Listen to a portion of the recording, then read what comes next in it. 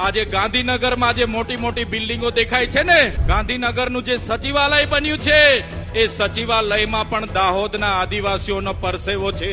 આજે અમદાવાદની હાઈકોર્ટ બની છે, આજે કલેક્ટર કચેરી બની હોય, એસપી કચેરી બની હોય, કે આજે સેશન કોર્ટ હોય, કે જેટલી પણ કોર્ટો બની હશે, આજે જેટલા પણ કોરિડોર બન્યા છે, જેટલા પણ રેલવે બન્યા છે, જેટલા પણ એરપોર્ટ બન્યા છે, જેટલા પણ ડામર રોડ બન્યા છે, એ તમામ વિકાસમાં જો કોઈનું યોગદાન હોય તો એ અમારા દાહોદના આદિવાસીઓનો એમાં પરસેવો છે. પરસેવો દરેક બિલ્ડિંગના પાયામાં અમારા આદિવાસીઓનો પરસેવો છે. અને એના બદલામાં સરકારોએ આપણને શું આપ્યું? આઝાદીના 78 વર્ષ થઈ ગયા. પેલા 50 વર્ષ કોંગ્રેસનું શાસન હતું, હમણાં 30 વર્ષથી ભારતીય જનતા પાર્ટીનું શાસન છે. આજે આપણે શિક્ષકો માટે આંદોલન કરવાનું કે સાહેબ અમને શિક્ષકો મૂકી આપો.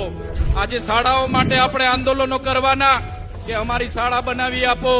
આજે નોકરીઓ માટે શિક્ષિત બેરોજગારો આંદોલન કરે. આજે આપણા ખેડૂતો આંદોલન કરે.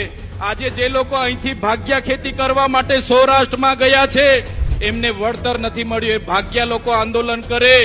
આજે આપણા વિસ્તારમાં આપણા અધિકારો માટે આંદોલન થાય.